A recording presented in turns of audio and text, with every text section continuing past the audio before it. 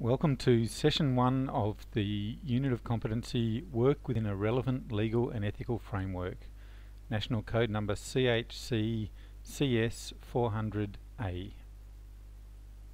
This unit describes the knowledge and skills required to work within a legal and ethical framework that supports duty of care requirements. This unit is all about having the skills relating to an understanding of legislation and common law relevant to your work role, following the organisation's policies and procedures, working ethically, and recognising and responding when the client's rights and interests are not being protected. At times you'll be asked to examine your own value system and compare it with what's expected in a community services workplace and industry best practice. You'll also be asked each week to complete exercises that apply when you've learned to a case study or scenario or workplace environment. So looking at the key words from each of those 4 learning outcomes, we can see that the learning outcomes are about knowing and responding to rules, either laws, the legislation and common law, policies and procedures, ethics and client rights. To put all this in context, policies and procedures are the rules that we have in our individual workplaces. They'll vary from one place of work to another, depending on where you're at the time. Codes of ethics are broader than that. They're the agreed principles that apply to all the organisations within the health and community services industries.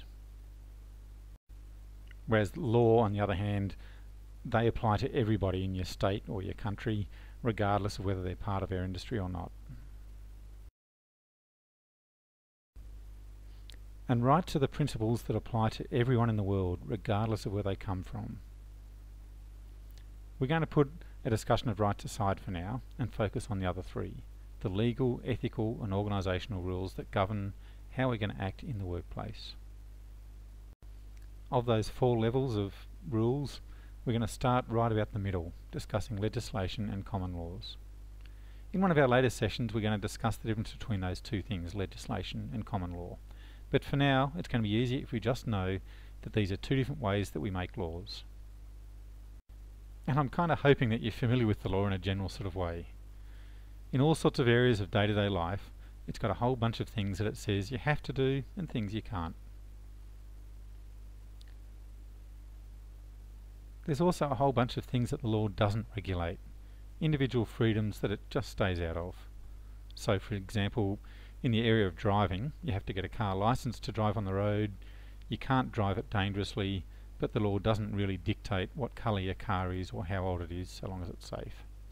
We can say similar things about the law in most other areas, like personal relationships or buying and selling things. Things we have to do, things we can't do, and the things the law doesn't really care about. The important thing to remember is that this is not our only constraint, or even our main constraint in deciding what we're doing. And the importance of the law sometimes nudges our consideration of other factors aside. People's actions are sometimes affected by thinking that says things like, could I get sued for this? Or technically there's no law against it. And the ethical considerations get nudged aside. Which is unfortunate, because it's often easy to think in terms of ethical considerations supporting and overlapping with legal ones.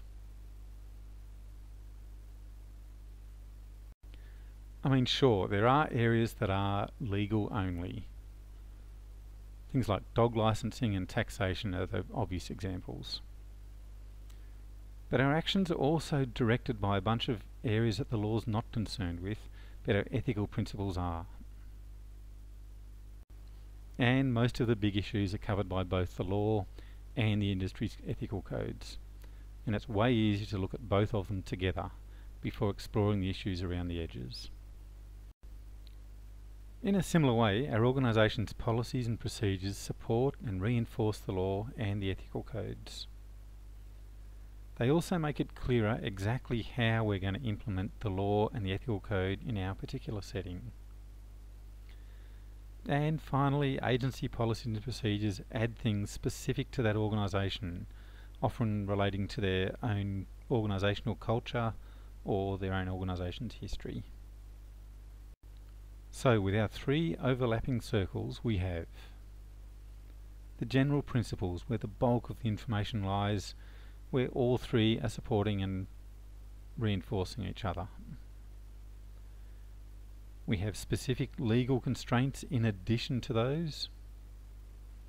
We have extra ethical constraints that also dictate how we're behaving. And we have additional areas specific to that organisation.